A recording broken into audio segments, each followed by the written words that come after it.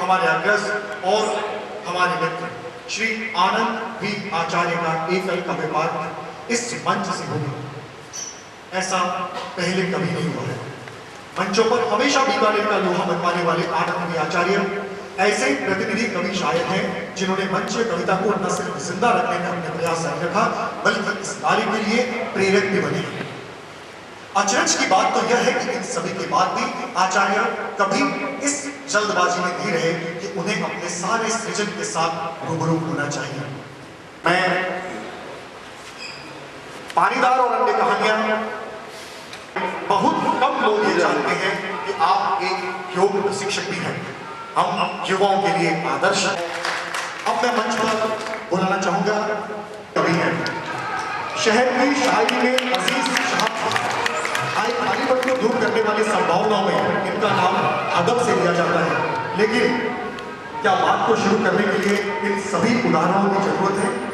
आनंद we आचार्य, जिन्हें कई बार बीकानेर का समझकर नजरअंदाज कर दिया गया, क्या लोग नहीं जानते कि यही वो आनंद जी हैं जो मंच पर जाके ही छा गए? हाल ही में अजमेर में प्रगतिशील लेखक संघ के कवि सम्मेलन में जब इनका 12:30 बजे नंबर आया है तो लोग उठ कर महफिल में पहुंचने लगे। हमारे बीच में बुलाकी शर्मा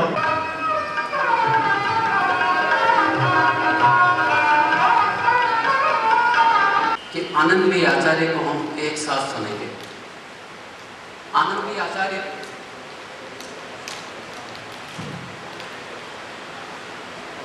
कितने बड़े शायर हैं, कितने अच्छे कवि हैं, ये आज हमें मालूम पड़ेगा। लेकिन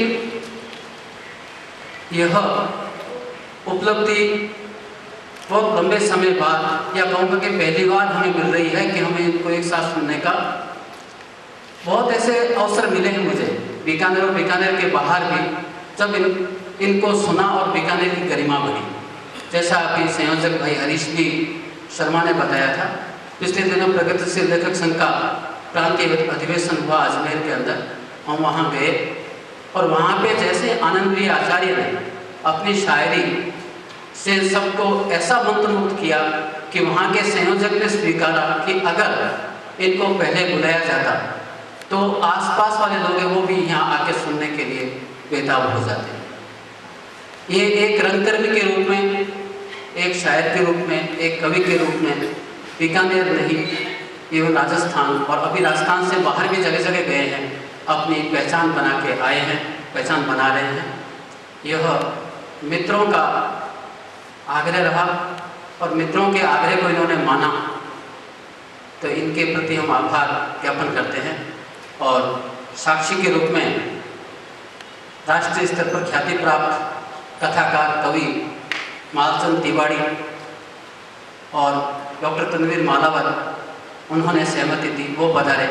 और आप सब सुधीजन, मैं देख रहा हूँ कि नगर के मौजूद लोग यहाँ मौजूद हैं, आप सब लोग आए, आप सबका स्वागत है।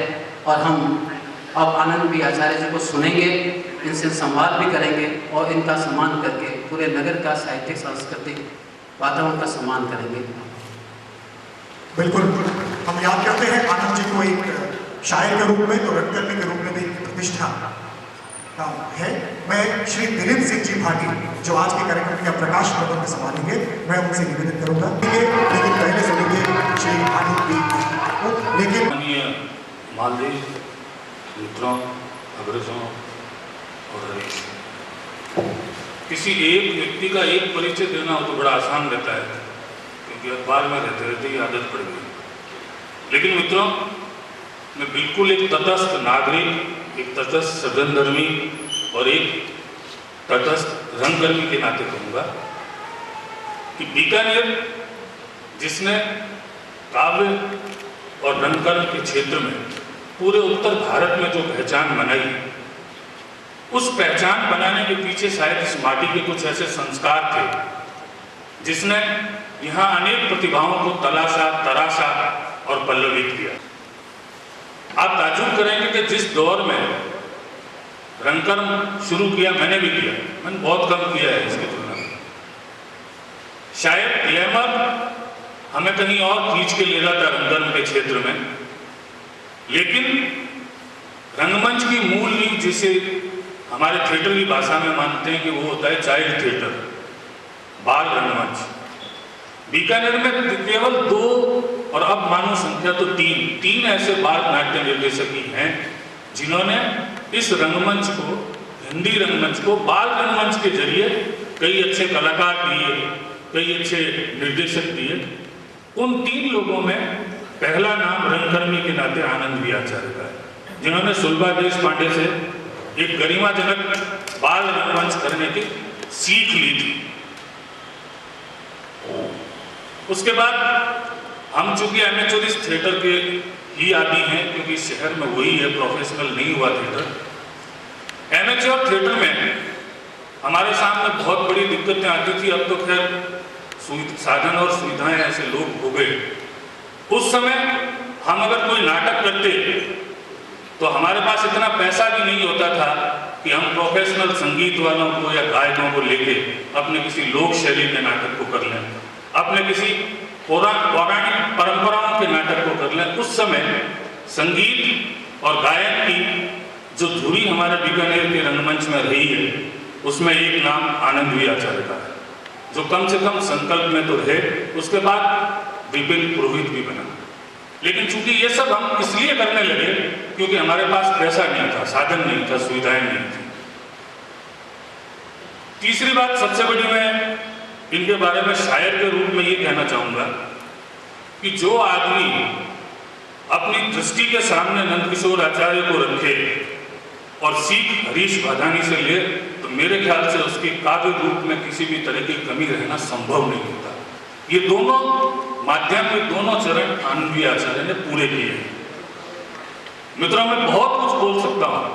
एक छोटा सा वाक्य सुनाता हूँ आपको। मैं भरतपुर में इकट्ठा राजस्थान का सम्मेलन था, मैं भी था उसमें रंगकर्मी के नाते। वहाँ एक कवि सम्मेलन हुआ, तो पाकिस्तानी नाटककार अली अहमद, भीष्म साहनी जी, ये सारे थे।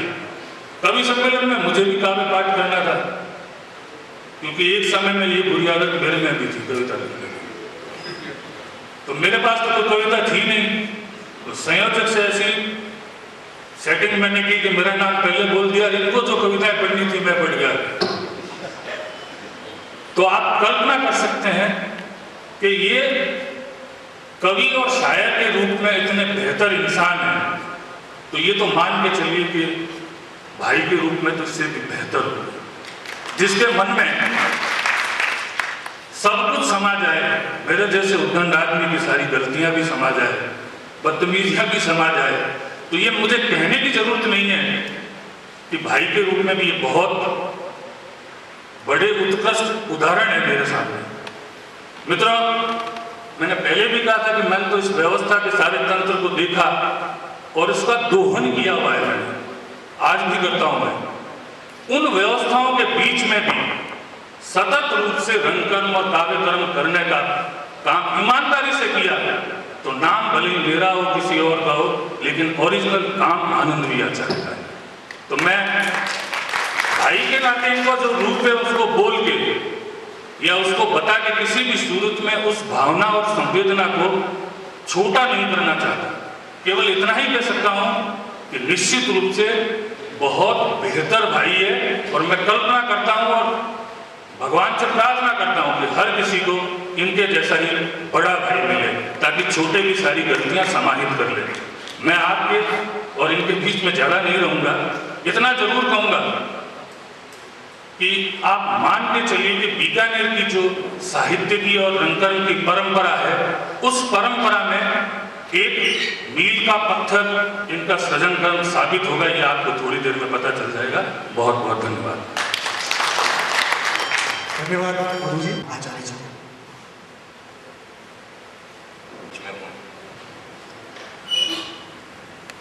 अपना कविता सुनाने से पहले मैं एक दो बातें आपको जरूर कहना चाहूँगा।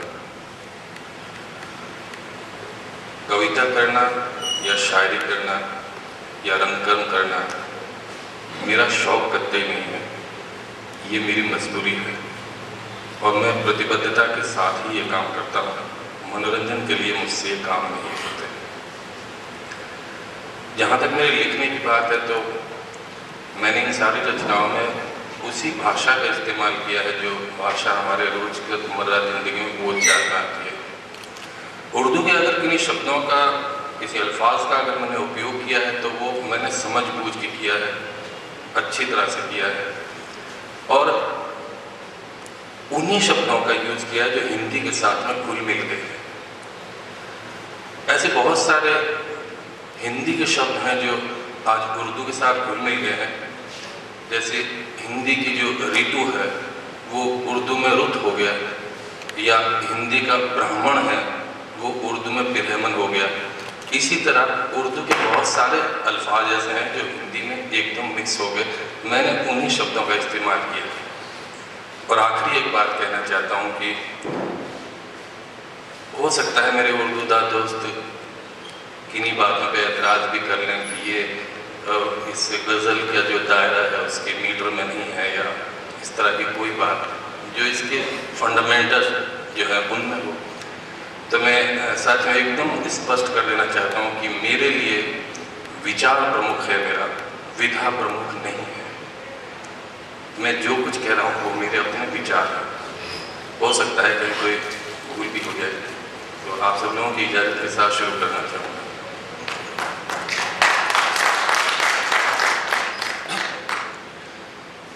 शुरुआत में कुछ कतार हैं कुछ, और इसी तरह कुछ रुबाई है।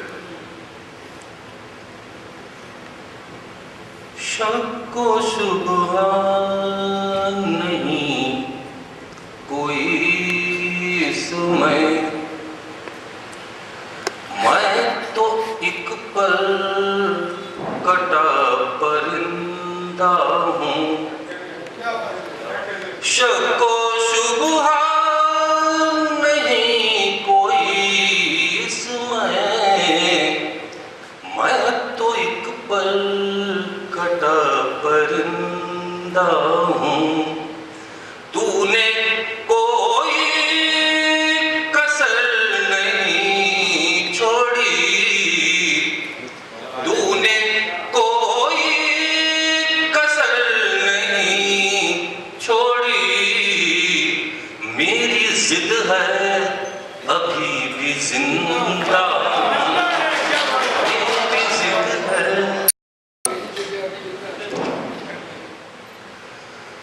इस ज़मीं को खरीद सकता हूँ, आसमां भी खरीद सकता हूँ। इस ज़मीं को खरीद सकता हूँ, आसमां भी खरीद सकता हूँ।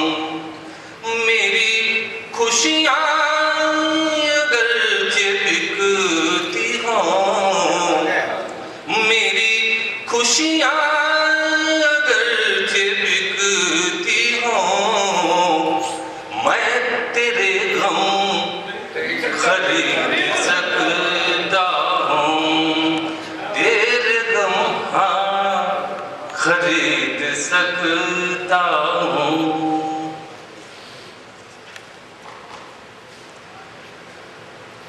देखते ही देखते लो फिर से दंगा हो गया, देखते ही देखते लो फिर से दंगा हो गया। आदमी एक बार देखो फिर से नंगा हो गया, आदमी एक बार देखो फिर से नंगा हो गया। आदमी ने हाथ रंगे आदमी के खून से, आदमी ने हाथ रंगे आदमी के खून से, पर नतीजन गीला खून से फिर तिरंगा हो गया, पर नतीजन गीला खून से फिर तिरंगा हो गया। चांद तारों में सुबह है, नीचे वालों में हड़बड़ाहट है। चांद तारों में सुबह है, नीचे वालों में हड़बड़ाहट है। एक दूजे को खींचते हैं सब, इतनी ऊपर से क्या लगावट है, इतनी ऊपर से क्या लगावट है। और एक और, जिंदगी सिर्फ ढोने को रह गई, मौत भी हमसे कतरा के रह गई। जिंदगी सिर्फ ढोने को रह गई, मौत भी हमसे कतरा के रह गई। दौर हाजिर को जिंदगी का नाम न दो, दौर हाजिर को जिंदगी का नाम न दो, मौत भी अब इससे बेहतर हो गई। और एक गजल सुना। एक अरसे से बनाई जा रही हर जिंदगी, एक अरसे से बनाई जा रही हर जिंदगी, सिर्फ चौखट भर बनाई जा रही हर जिंदगी। किस तरह से सांस लें इस जेल में हम दोस्तों, किस तरह से सांस लें इस जेल में हम दोस्तों। धूप के हाथों धुआई जा रही हर जिंदगी, धूप के हाथों धुआई जा रही हर जिंदगी। जो सुनी थी आपने वही बात फिर सुन लीजिए, जो सुनी थी आपने वही बात फिर सुन लीजिए। एक खिलौना भर बनाई जा रही है जिंदगी, एक खिलौना भर बनाई जा रही है जिंदगी। बात क्या पर्वत समंदर भी उठाए हाथ पर, बात क्या पर्वत समंदर भी उठाए हाथ पर। एक फाइल से दबाई जा रही है जिंदगी, एक फाइल से दबाई जा रही है जिंदगी। क्या हुआ होता जो तुमसे पूछ लेते जानवर, क्या हुआ होता जो तुमसे पूछ लेते जानवर। हम सरीखी क्यों बनाई जा रही है जिंदगी, हम सरीखी क्यों बनाई। हद ही है कि आदमी को आदमी काटे यहाँ, हद ही है कि आदमी को आदमी काटे यहाँ। सिर्फ दहशत क्यों बनाई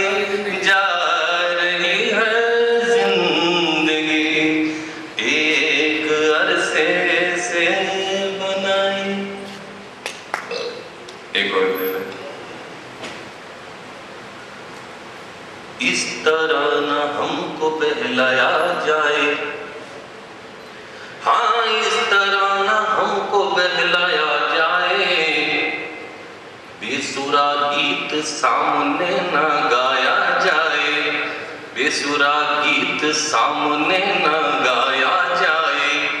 ओ गम चीज क्या है हम उन्हें बताएंगे, गम चीज क्या है हम उन्हें बताएंगे, खुशियों से पहले हमको मिलाया जाए, खुशियों से पहले हमको मिलाया जाए। और जश्न